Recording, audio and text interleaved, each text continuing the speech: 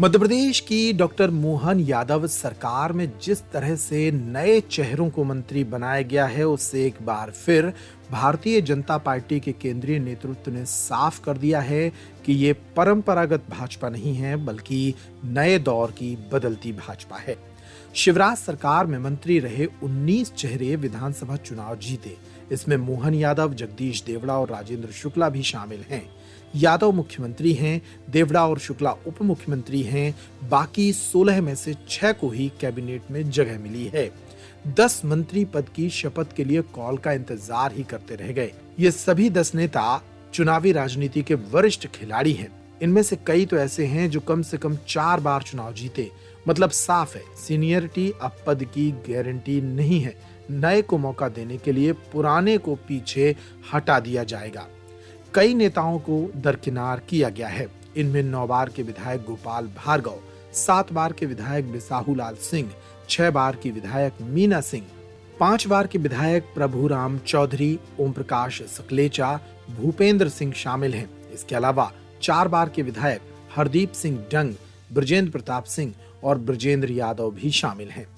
इतना ही नहीं, भाजपा के राष्ट्रीय महासचिव कैलाश विजयवर्गीय ने इंदौर 1 में चुनाव प्रचार में ये कहकर अपनी भावनाएं बता दी थीं कि वे सिर्फ विधायक बनने नहीं आए हैं, लेकिन सरकार में अब वे मंत्री होंगे और डॉक्टर मोहन यादव के अंडर काम करेंगे।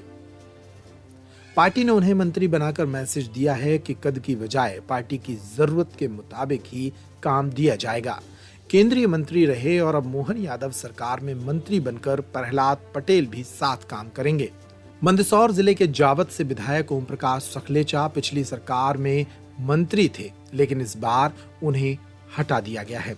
उनके पास सूक्ष्म, लघु और मध्यम उद्यम विभाग था, जिसमें वो कुछ खास नहीं कर पाए। उन्हें उनके परफॉर्मेंस के आधार पर नए मंत्रिमंडल में जगह नहीं मिली है।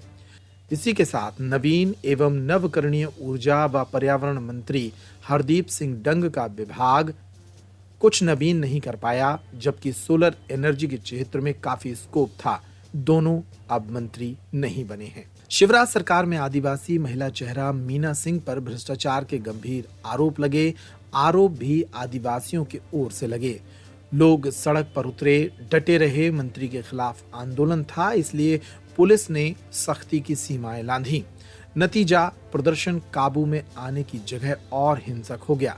झड़प ऐसी हुई कि 21 पुलिसकर्मी घायल हो गए। बिसाहू लाल भी आदिवासी कोटे से आते हैं, कांग्रेस से आए थे। महिलाओं के बारे में उनकी आपत्तिजनक टिप्पणियों से पार्टी को बैकफुट पर आना पड़ा था।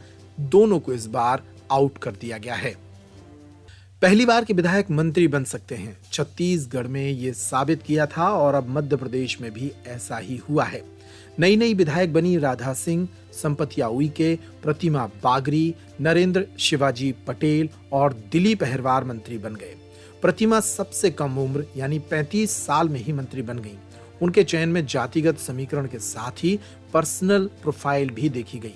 5 में से 2 पोस्ट ग्रेजुएट, एक ग्रेजुएट और एक इंजीनियर है। संदेश साफ है, नए को मौका मिलेगा, लेकिन योग्यता भी देखी जाएगी। इस बार सभी क्षेत्रों का बराबर ध्यान भी दिया गया। मालवा निवाड़ से मुख्यमंत्री और उप मुख्यमंत्री हैं। इसके अलावा 7 मंत्री भी हैं। भोपाल नर्मदापुरम को इस बार 6 मंत्री मिले। पिछली बार 5 ही थे। बघेलखंड न नुकसान में रहा और न फायदे में। पिछली बार 4 मंत्री थे, इस बार भी 4 को ही मौका मिला। राजेंद्र शुक्ला, राधा सिंह, प्रतिमा बागरी और दिलीप जायसवाल। महाकौशल को जरूर इस बार फायदा हुआ।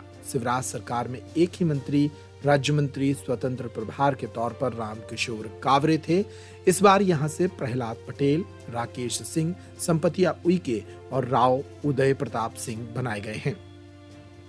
बुंदेलखंड से गोविंद सिंह राजपूत, लखन पटेल, दिलीप अहिरवार और धर्मेंद्र लोधी को मंत्री बनाया गया है।